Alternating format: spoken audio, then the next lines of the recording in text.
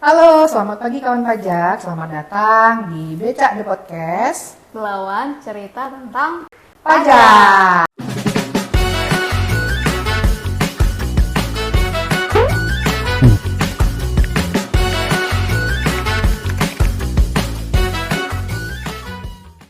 Bersama saya Mondang, penyuluh dari KPP Pratama Medan Belawan. Nah, hari ini kita akan membahas mengenai topik yang sedang hangat-hangatnya nih, baik di kalangan wajib pajak dan bahkan internal kita sendiri loh, yaitu tentang Cortex. Nah, mungkin kawan pajak sudah pada dengar nih ya, sebelumnya sesaat lagi era baru layanan pajak kan akan segera dimulai. Terus apa sih sebenarnya Cortex itu? Apa benar nanti DJP akan memakai sistem baru? Dan apa sih efeknya ke wajib pajak? Nah, karena proses bisnis yang ada di Cortex itu ada banyak, ada sekitar 21 proses bisnis di dalamnya, maka di episode kali ini kita hanya akan membahas mengenai proses bisnis layanan perpajakan. Di episode sebelumnya kan kita sudah pernah membahas mengenai probis pendaftaran dan probis pembayaran. Kalau kawan pajak penasaran, nanti bisa cek videonya di Instagram @pajakmedanbelawan atau melalui YouTube KPP Pertama Medan Belawan. Nah, untuk membahas lebih dalam ada apa saja sih yang ada di Cortex, khususnya di probis layanan perpajakan. Tentunya hari ini saya tidak sendiri dong ya. Saya akan ditemani oleh Kak Anita, yang juga merupakan penyuluh dari KPP Pratama Medan Belawan. Halo Kak Anita, Halo. bagaimana kabarnya? Baik, Kak Mondang. Puji Tuhan luar biasa sekali kabarnya sehat. Kak Mondang gimana? Baik, luar biasa Kak Anita. Oke, Kak. Kita mau bincang-bincang santai aja ya Kak ya, Iya. biar kawan pajak juga mudah mengerti. Oke, Kak. Nah, bicara tentang kata Cortex, mungkin ini di episode sebelumnya sudah pernah dibahas apa itu Cortex ya Kak ya. Iya. Ya, tapi ini kan siapa tahu kawan pajak mungkin ada yang belum nonton episode yang sebelumnya nih Kak. Nah, Oke. boleh dong Kak disampaikan apa sih Cortex itu? Oke, Kak. Oke, makasih. Tapi sebelum kita bahas lebih lanjut mengenai sistem Cortex ini, saya mau disclaimer dulu nih di awal nih, Iya. ke Kak Mondang maupun ke kawan pajak semua, Nah. bahwa Cortex ini masih dalam tahap pengembangan. Jadi mungkin seiring perkembangan sistem dan perkembangan peraturan perpajakan, mungkin nanti saat launchingnya akan ada sedikit perbedaan. Jadi seperti itu ya Kak Mondang ya. Iya. Oke, mengenai pertanyaan tadi, apa sih Cortex itu? Cortex itu terdiri dari dua kata dalam bahasa Inggris, yang pertama yaitu core yang artinya inti dan tax yang artinya pajak. Jadi kalau diartikan secara simpel, Cortex itu adalah intinya pajak gitu Kak. Jadi Cortex itu diambil dari kata Cortex Administration System atau CTAS. Kalau di bahasa Indonesia kan itu sistem inti administrasi perpajakan atau disingkat PSIAP, siap seperti itu ya. Mungkin Kak Mondang dan kawan-kawan pajak sudah pernah dengar sedikit tentang PSIAP, Iya, yaitu betul sekali. reformasi perpajakan yang sedang digalakkan oleh DJP saat ini. Nah, sistem ini nanti akan menggabungkan seluruh aplikasi, baik aplikasi yang digunakan oleh pegawai pajak maupun aplikasi yang digunakan oleh wajib pajak. Jadi kan ada banyak aplikasi tuh Kak, seperti e-registration, e-filing, kemudian ISPT, e-statement, e-objection. Nah, keseluruhan aplikasi ini nanti akan dijadikan jadi satu yang namanya Cortex Kak, seperti itu. Jadi benar-benar pembaruannya bukan hanya untuk pegawai internal saja, Bukan tapi hanya juga itu. untuk Untuk wajib pajak ya. Iya, Oke, benar Kak. Kak. Nah, apa sih Kak urgensinya dibangun Cortex ini? Yang pertama tentunya yang tadi itu ya Kak, ya ada banyak sekali aplikasi atau sistem yang digunakan baik oleh pegawai pajak maupun wajib pajak itu sendiri, sehingga perlu adanya satu aplikasi yang menyatukan keseluruhan aplikasi tersebut Kak, seperti itu. Kemudian peningkatan beban akses dan pengolahan data yang saat ini sudah cukup besar. Kemudian yang terakhir juga yaitu dunia sekarang ini sudah sangat pesat di bidang teknologi, jadi DJP juga harus mengikuti perkembangan dunia digital tersebut Kak, seperti itu. Berarti kita juga sudah mulai ikut perkembangan ya. Benar Kak, kita nggak boleh ketinggalan zaman Iya dong. betul sekali Kak. Nah, oke Kak, baik, kalau untuk manfaatnya Cortex itu sendiri apa ya Kak ya? Kalau manfaatnya itu bisa dirasakan oleh wajib pajak sendiri, dirasakan oleh pegawai DJP, dirasakan oleh instansi DJP maupun pemangku kepentingan lainnya. Kalau misalnya bagi pegawai wajib pajak, pada wajib pajak dulu ya. Iya. Untuk wajib pajak sendiri itu kan tadi seperti yang disebutkan tadi, sebelumnya wajib pajak itu untuk mendaftarkan NPWP tempatnya berbeda, untuk melapor pajak tempatnya berbeda, untuk bikin faktur pajak dan melaporkan PPN pun tempatnya berbeda. Jadi nanti akan ada jadi satu kesatuan tempat dalam suatu web. Nanti wajib pajak bisa mengakses satu web itu aja untuk seluruh layanan perpajakan. Jadi tentunya ini akan lebih memudahkan dan meningkatkan kualitas layanan kepada wajib pajak itu sendiri. Kemudian sengketa potensi itu juga akan berkurang gitu. Potensi untuk terjadinya sengketa seperti itu Kak, jadi akan berkurang. Kemudian biaya kepatuhan bagi wajib pajak juga semakin rendah seperti itu Kak. Kemudian untuk kita sendiri sebagai pegawai DJP tentunya dengan adanya Kortex nanti semua sistemnya akan jadi terintegrasi. Kemudian pekerjaan-pekerjaan manual yang sekarang kita lakukan itu akan lebih berkurang dengan adanya Kortex nanti, sehingga kita itu bekerja jadi lebih produktif seperti itu Kak. Kemudian bagi instansi DJP itu sendiri, nanti data-data yang ada di Kortex ini akan lebih akuntabel dan dapat dipertanggungjawabkan, kemudian lebih kredibel dan dapat dipercaya. Nantinya ujung-ujungnya adalah untuk meningkatkan kepatuhan wajib pajak dan meningkatkan penerimaan negara seperti itu Kak. Berarti praktis sekali ya Kak ya, cukup Iya. dari satu web saja sudah mengakomodir semuanya begitu ya Kak ya. Dan ini juga banyak sekali manfaatnya ya Kak Iya, ya. Tentunya manfaat utamanya adalah dari pembangunan sistem Kortex ini adalah untuk peningkatan kepatuhan perpajakan wajib pajak yang akan semakin meningkatkan penerimaan negara dari perpajakan ya Kak ya. Iya. Nah ini juga nanti nih, jadi untuk kontribusi dari wajib pajak akan lebih meningkat lagi tentunya ya Kak ya. Iya, semoga ya Kak ya. Nah kali ini kan kita akan membahas secara khusus ya Kak ya untuk proses bisnis layanan perpajakan. Iya. Ini Kak apa saja sih Kak yang ada di proses bisnis layanan perpajakan itu? Iya, kita hari ini khusus membahas layanan perpajakan saja ya teman-teman, karena Iya, kalau pajak. sebelum-sebelumnya itu sudah ada layanan proses bisnis pendaftaran kalau tidak salah ya, sama proses bisnis pembayaran. Iya, pembayaran. Karena ada banyak sekali proses bisnis di Kortex ini. Nah, khusus kali ini kita akan bahas hanya untuk layanan perpajakan saja. Nah, di layanan perpajakan ini terdiri dari 3 layanan, yaitu yang pertama layanan edukasi, yang kedua layanan interaktif, dan yang ketiga itu ada layanan administratif seperti itu Kak. Oke Kak, berarti di proses bisnis layanan perpajakan ini kan ada 3 ya Kak Iya. ya. Ini boleh nggak Kak dijelasin satu-satu? Ini mulai dari yang pertama dulu nih Kak, yaitu Iya. layanan edukasi. Layanan Nah, edukasi. layanan edukasi itu apa sih Kak? Ya, nah yang pertama itu tadi ada layanan edukasi yang merupakan layanan bagi wajib pajak maupun non wajib pajak untuk mendapat pengetahuan perpajakan, mendapat kegiatan penyuluhan, pelatihan atau pendampingan yang dilakukan oleh kantor pajak maupun instansi lain di bawah Direktorat Jenderal Pajak seperti itu Kak. Nah, melalui layanan ini nanti ada di layanan edukasi ini wajib pajak bisa melakukan reservasi untuk kelas pajak. Nah, kita di KPP Belawan kan juga ada rutin ya melakukan Ya. kelas pajak ya Kak ya.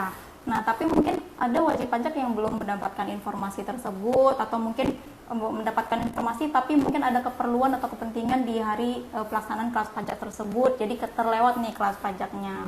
Nanti di aplikasi Kortex ini di bagian layanan perpajakan, kawan pajak bisa nih melakukan reservasi untuk mengikuti kelas pajak seperti itu Kak. Nah, selain reservasi untuk kelas pajak, jadi wajib pajak maupun pihak ketiga di luar DJP juga bisa melakukan permohonan edukasi nih kepada Direktorat Jenderal Pajak, khususnya kita ke bagian penyuluh perpajakannya seperti itu. Nah, selain layanan untuk reservasi kelas pajak, kemudian layanan untuk permohonan edukasi, nanti di layanan edukasi ini juga ada yang namanya disediakan berupa informasi, berupa materi yang bisa diakses oleh wajib pajak gitu Kak. Oke Kak Anita.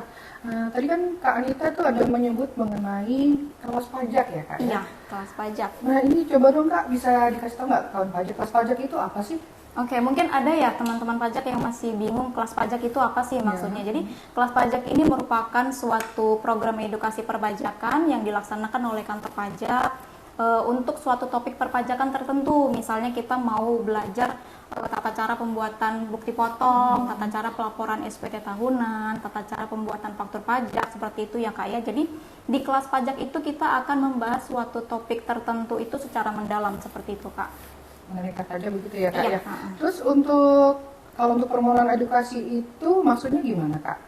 Beda nggak dengan tadi permohonan kelas pajak? Iya, tadi kan di layanan edukasi ada yang reservasi kelas pajak, ada yang permohonan edukasi seperti itu ya Kak ya.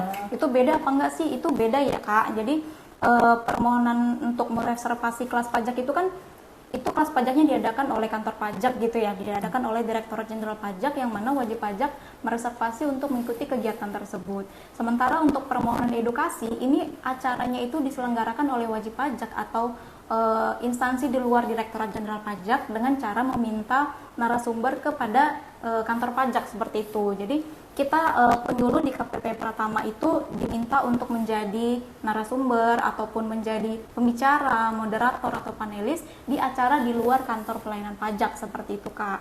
Nah, di permohonan edukasi ini juga nanti ada berupa permintaan untuk menjadi pelatih bagi pihak ketiga atau mendampingi pihak ketiga seperti misalnya Business Development Service atau yang kita tahu itu BDS, kemudian misalnya untuk melakukan pelatihan terhadap relawan pajak atau ikut mendampingi inklusi kesadaran pajak seperti itu, Kak.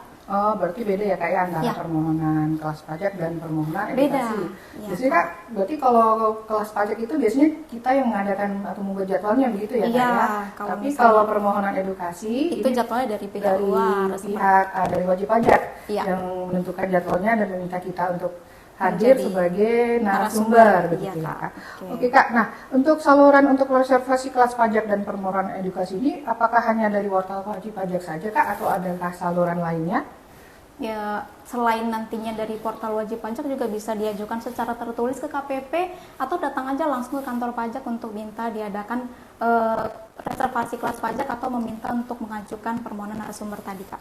Begitu caranya. Datang aja langsung ke KPP gitu Kak. Nah, jadi wajib pajak yang ingin memperbanyak ilmunya mengenai perpajakan ini boleh mengikuti kelas pajak atau mengajukan permohonan edukasi pajak tadi ya Kak ya. Nah tadi kan sudah disampaikan, dicatat nih kawan pajak cara-caranya dan salurannya bagaimana saja, cukup simple, cukup datang ke kantor pajak ya Kak ya.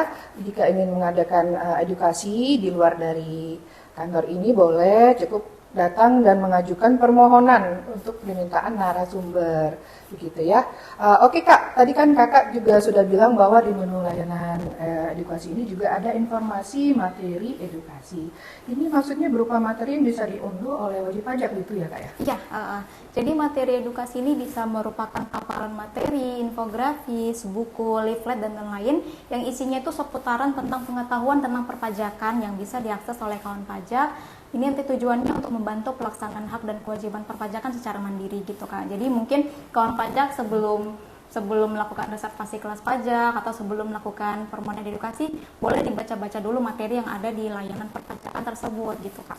Nah ini kawan pajak nambah lagi nih informasi yang didapatkan secara gratis pastinya ya Kak ya.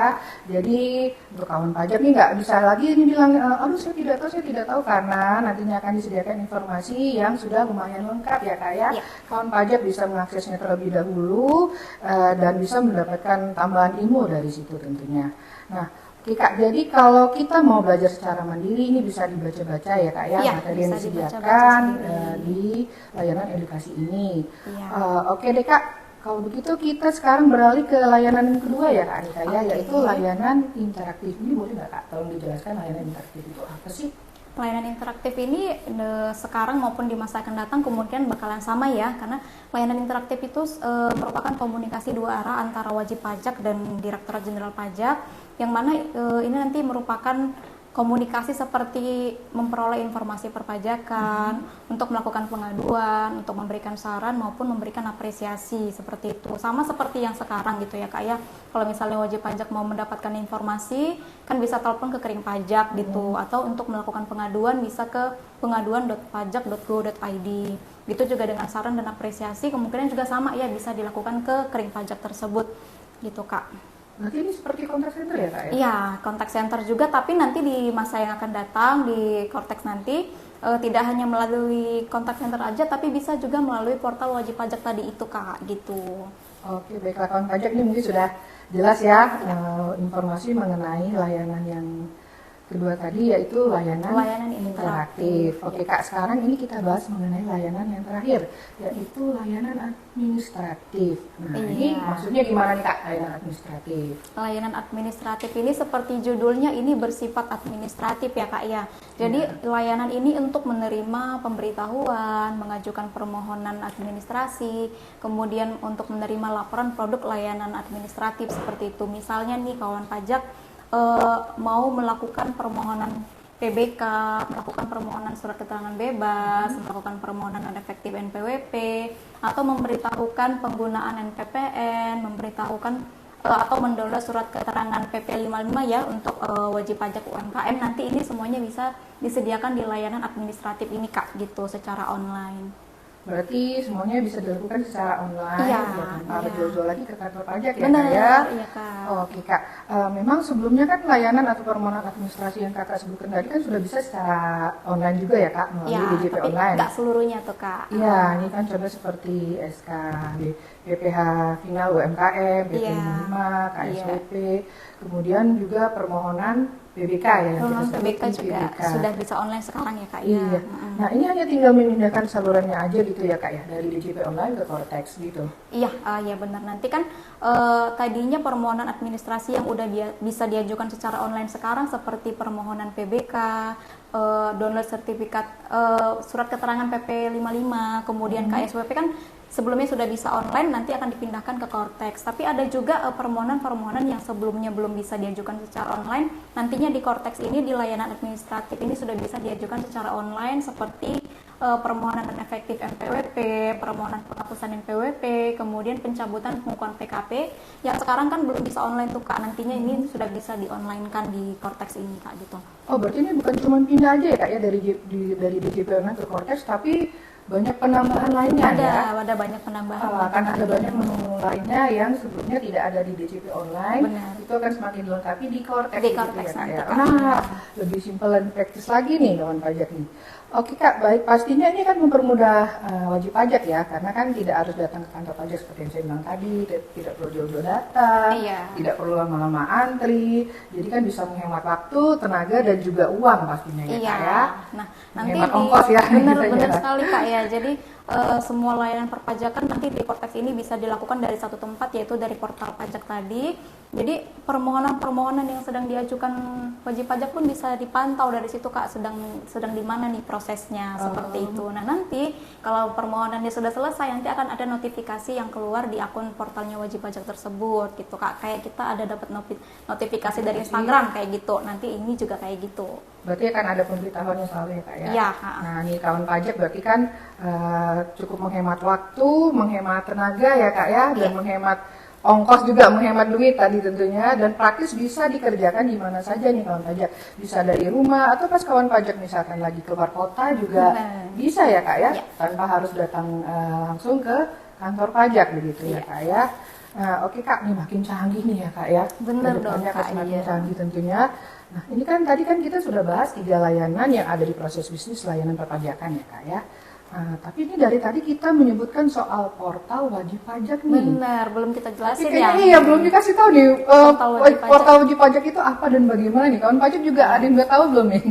Kalau belum tahu nih kita tanya nih, kita dengar penjelasan dari Kak Anita ya Kak ya. Iya, jadi kan nanti di sistem Cortex yang akan di launching oleh DJP ini nanti kan ada yang namanya Cortex khusus untuk wajib pajak, ada yang namanya Cortex khusus untuk pegawai. Nah, untuk wajib pajak ini nanti disebut dengan portal wajib pajak atau taxpayer portal seperti itu. Jadi ini berisi menu-menu administrasi perpajakan bagi wajib pajak mulai dari pendaftaran sampai dengan penyelesaian sengketa seperti itu. Jadi portal wajib pajak ini nanti akan menggabungkan seluruh layanan perpajakan elektronik saat ini yang tersebar di berbagai aplikasi tadi ya Kak ya, dan basis datanya pun berbeda-beda seperti e-registration, e-filing, e-bupot, e-faktur, web e-faktur. Nah, nanti disatukan di dalam satu sistem yang namanya portal wajib pajak ini Kak, seperti itu. Oke, begitu. Oke, berarti portal wajib pajak ini merupakan bagian dari Cortex Iya, ya Kak, bagian ya? dari Cortex. Kak. Nah, ini kan untuk portal wajib pajak ini kan seperti yang Kakak bilang tadi, yaitu menggabungkan beberapa aplikasi seperti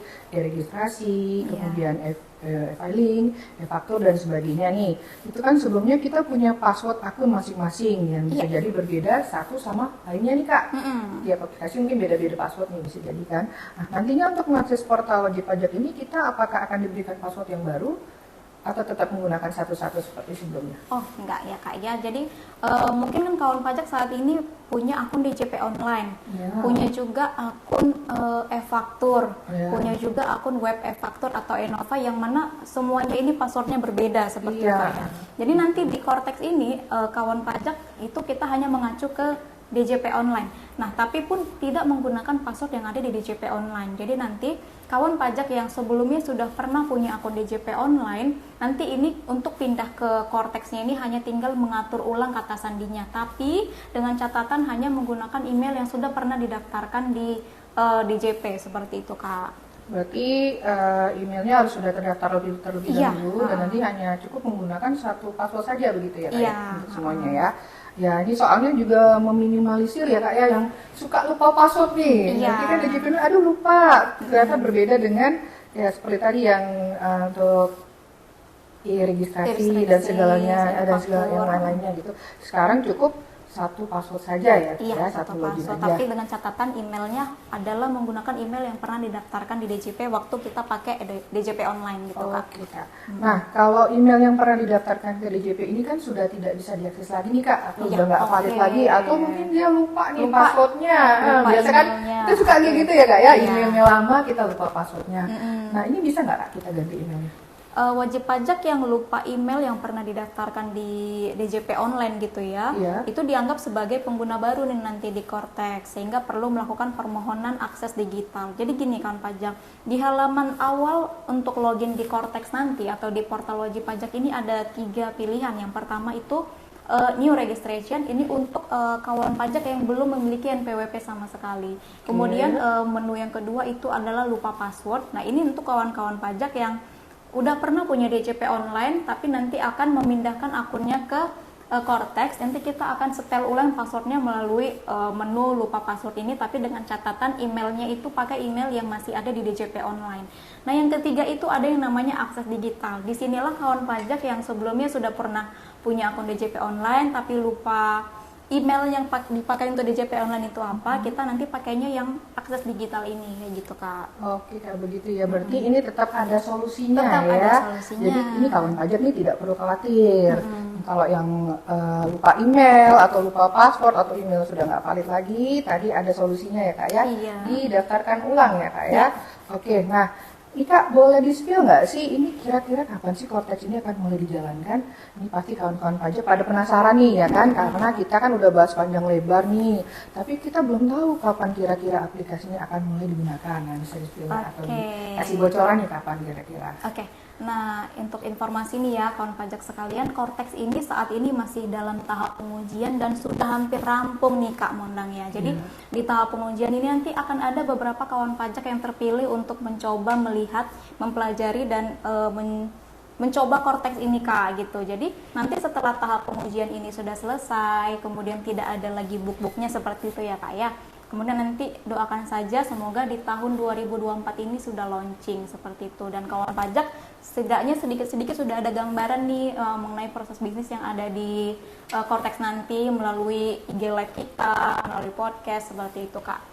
Oke Kak, jadi kira-kira akan launching di tahun ini ya Kak ya? Iya, doakan saja jadi Kak, semoga tahun ini saja ya Kak ya. Paling lama pokoknya awal tahun depan kita udah pakai Cortex ini gitu Kak. Nah, jadi kawan pajak nih yang sudah tidak sabar menunggu ya harap bersabar dulu nih, ditunggu. Pokoknya tadi sudah dikasih bocoran, kemungkinan akan launching di tahun ini. Ya. Ini lumayan panjang juga ya Kak ya pembahasan kita ini ya. Sudah sangat panjang Kak, kurang ya. lebih sudah bisa lah ya untuk kawan pajak nih memberikan sedikit gambaran kepada kawan pajak terkait dengan proses bisnis layanan perpajakan, agar nanti ketika aplikasi ini launching, kawan pajak sudah bisa langsung memahami.